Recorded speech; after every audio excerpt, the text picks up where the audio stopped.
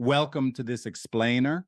Okay, let's dive into this. Today, we're unpacking what is honestly one of the most devastating crises in modern relationships: emotional infidelity. Unlike physical cheating, this invisible betrayal doesn't come with obvious clues. There are no hotel receipts, no lipstick on a collar to find. To really understand how this happens, we're going to draw directly on the clinical insights of licensed therapist Figs O'Sullivan. We're going to break down exactly what emotional cheating is, the absolutely fascinating attachment science behind why it happens, and how couples actually do the heavy lifting to heal.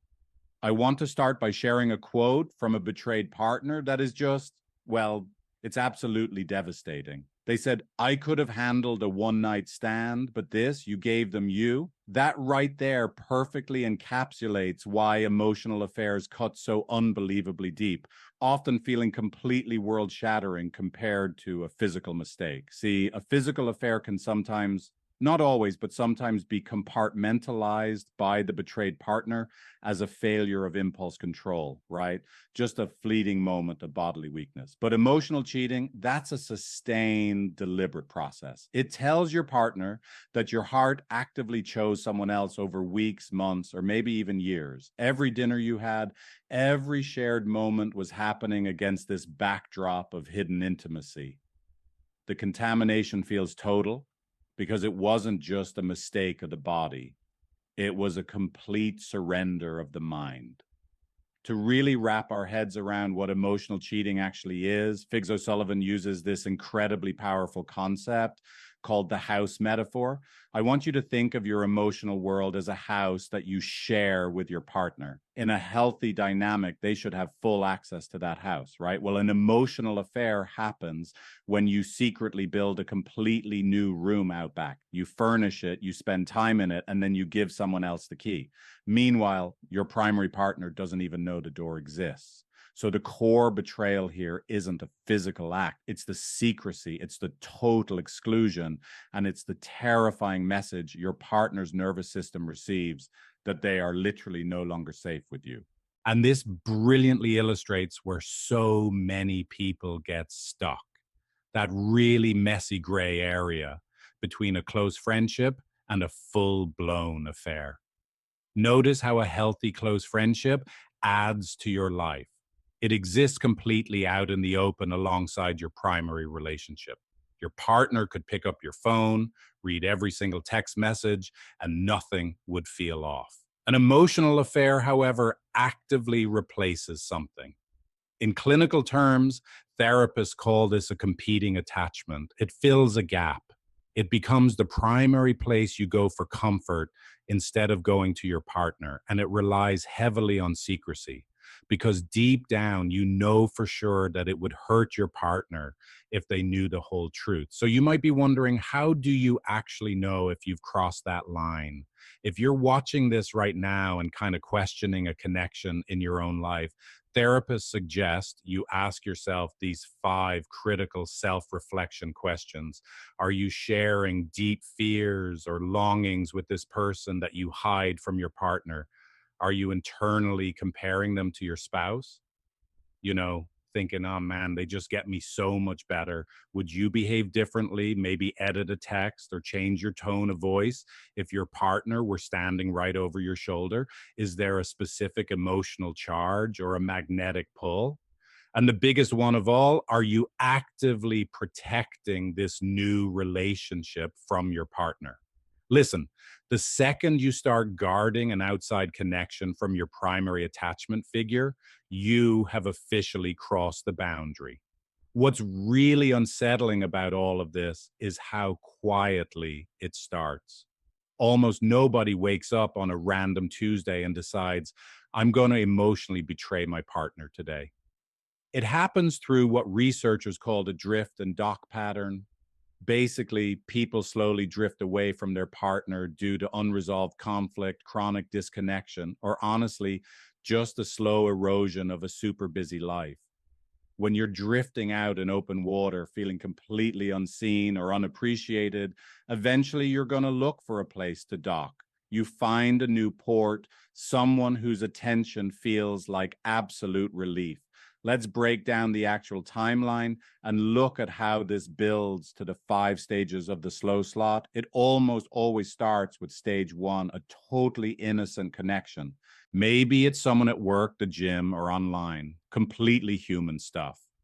Then stage 2 hits and things escalate. The conversations get much more personal.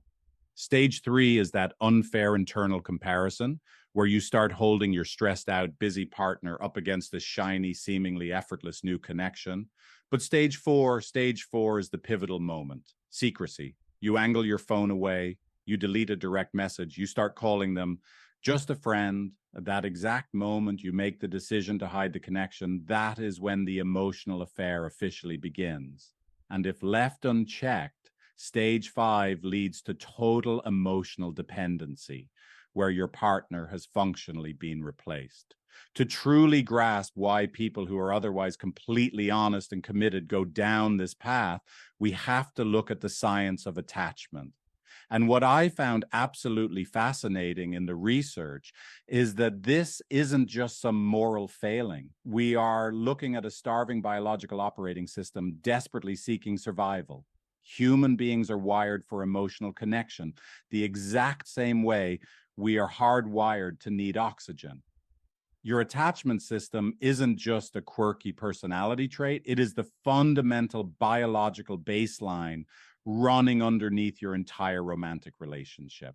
So the crucial point is that our nervous systems are constantly, literally 24/7, scanning our partners and asking 2 fundamental questions. Are you there for me, and am I enough for you?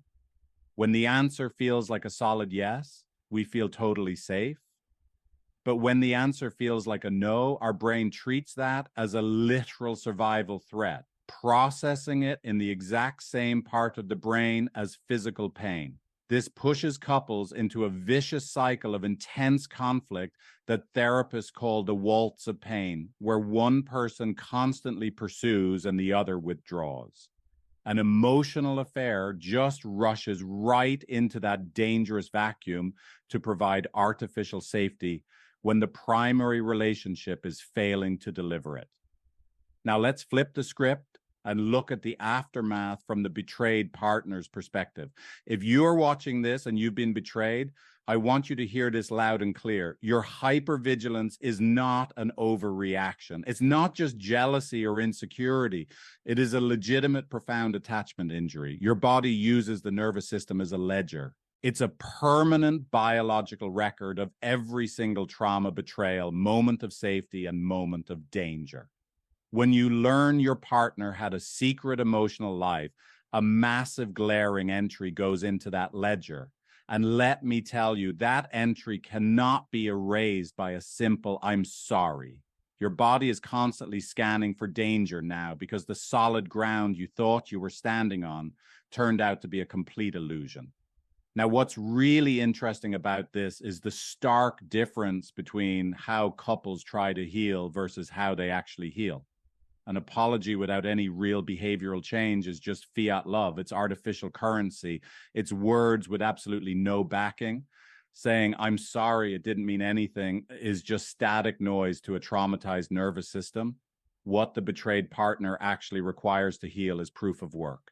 This means the offending partner must demonstrate through heavy, sustained, transparent, and completely verifiable action that they are choosing the relationship. We're talking total transparency with their phone, calmly answering repetitive questions without getting annoyed. It requires a massive caloric cost of genuine behavioral change to even begin restoring that trust.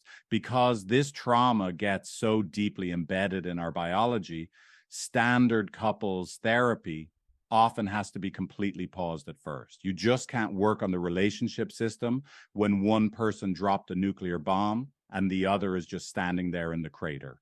Right? This requires a very specific clinical intervention called the one-way repair protocol. In this phase, the betraying partner has to step up, overcome their own intense shame, and simply sit in the betrayed partner's pain without defending themselves whatsoever. They have to look at the massive bruise they caused and say, yes, I see exactly how much I hurt you, and I'm right here with you in that pain.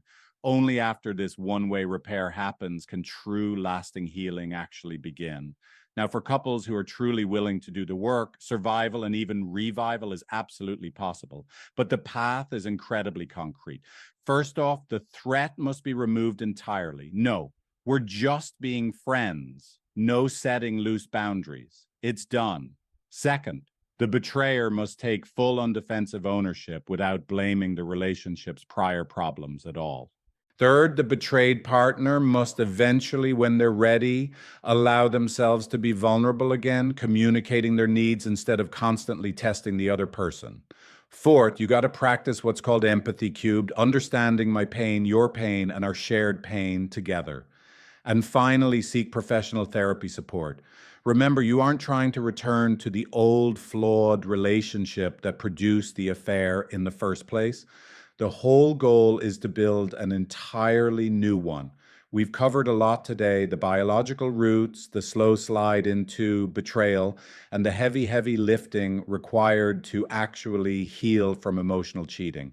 The digital age has obviously made all of this so much easier, turning texts and direct messages into these completely frictionless avenues for intimacy that just bypass our real life partnerships entirely. But at the end of the day, it all comes back to the foundation you are building with your partner. So, as we wrap up this explainer, I want to leave you with one final profound question to really chew on. Take a hard look at your primary relationship right now. Is your emotional home a truly safe place where all the doors are open and the lights are on, or are there secret rooms? If you want to work on this for real, try Figlet, my AI relationship coaching app. You can start for free, no credit card needed, at figlet.empathy.com.